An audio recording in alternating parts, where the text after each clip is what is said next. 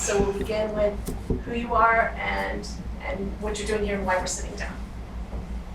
I'm Wayne Kramer, and I'm one of the co-founders of Gel Guitar Doors, and we are sitting today in the C.A.P.O Center, which is a center for at-risk kids and criminal justice system involved kids, and this is a safe space for them to explore the arts and to learn options and alternatives to the negativity that the street can produce.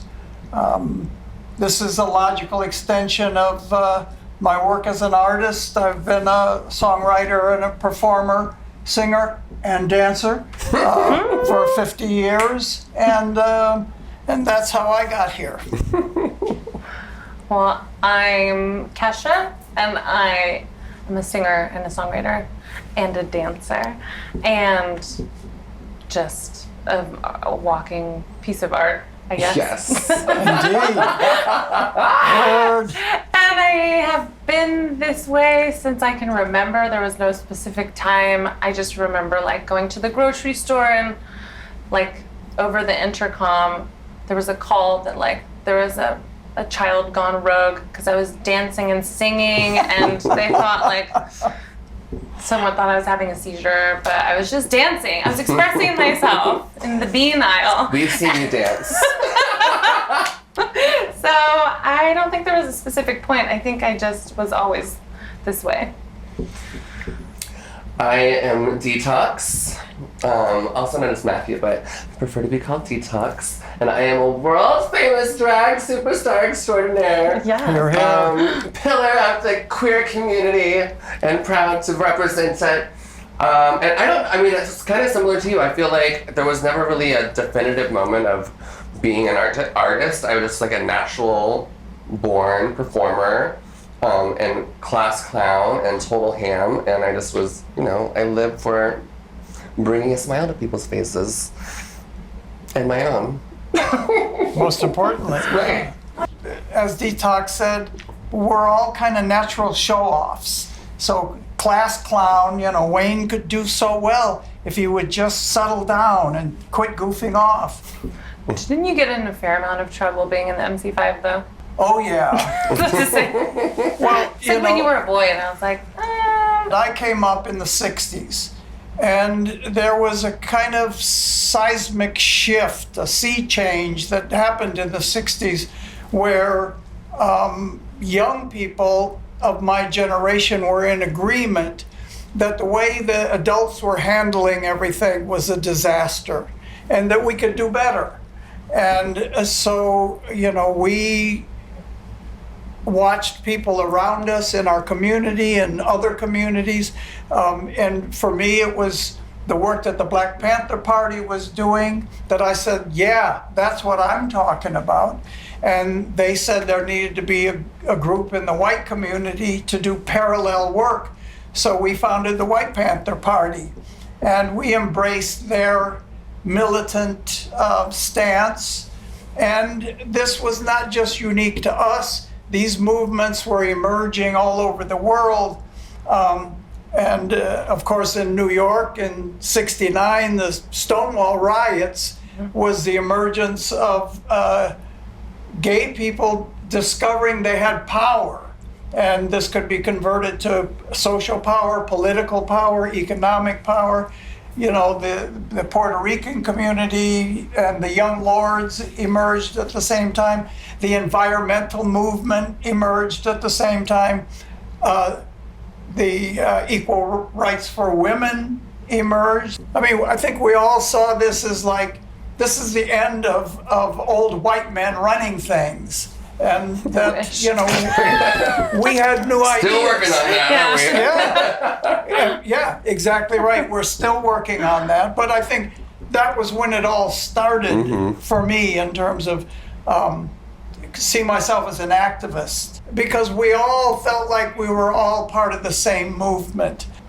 As a member in the Pillar, I love saying that because it's so ridiculous. But you are. I find myself like, I have a responsibility with the platform that I have, and and I feel like I'm constantly learning and growing as not only an artist, but a human being and as a person, and as a member of the queer community and the LGBTQIA+, et cetera, or as my friend Vicky likes to call it, the rainbow alphabet, because there's a new terminology coming out in our community that I'm still like unaware of, and that I'm trying to learn myself and teach myself, like, you know, the progression of our community. And I think it's great that we have allies like yourselves to support us, that you've done the work. You've been doing the work since the 60s for 50 years. 50? 60? Yeah, 50. I don't even know anymore. But thank you. You have always been an ally. I mean, the minute I met you, I fell in love with you, and it was like this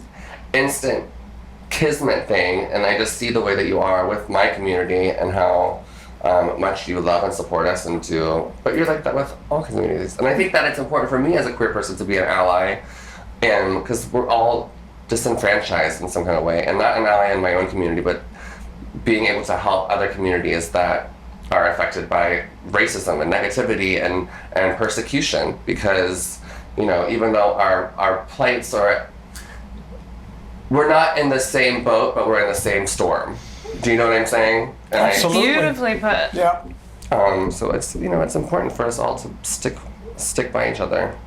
We're all in this together. This is where our strength is, in our unity. And that's what they don't want to see us. They don't want to see us getting together. They want to see us, you know, balkanized, ghettoized. You all stay over here, you all stay over there, you all stay over there. It's divide and conquer. I mean, it goes back to Caesar. They're easier to control. I was always taught by my mom that every single person is always equal, and your work is not done until the entire world sees that. So I don't know when the work will be done. I'm praying one day that'll be the case, but I pray that we're here to see it. yeah. But it's, you know, as we were talking about earlier, the existential dread. Existential dread daily. Daily. Yeah. And it's tough, but it's also, I think it's important to, even like dealing with those feelings, to continue to persevere and to even fight harder. Yes. Because I want to see it in my days. I want to see children come together and not feel like I felt when I was younger. And I don't want to see the same things that I saw growing up in racist communities. I don't want it. And I think it's important for us to, you know, we have to. Yeah. Whether you have a platform or not, we have to, as human beings, help other human beings. Well, for me, you either fall into the existential dread and get consumed by it and overwhelmed by it and give up, or you show up and you just keep fighting the good fight and speaking up about things that are wrong, and like it just shows up every single day in different ways. But for me, it's like you just said, there's so many things I've gone through that I want to be here to make sure other people hopefully don't have to go through in the future.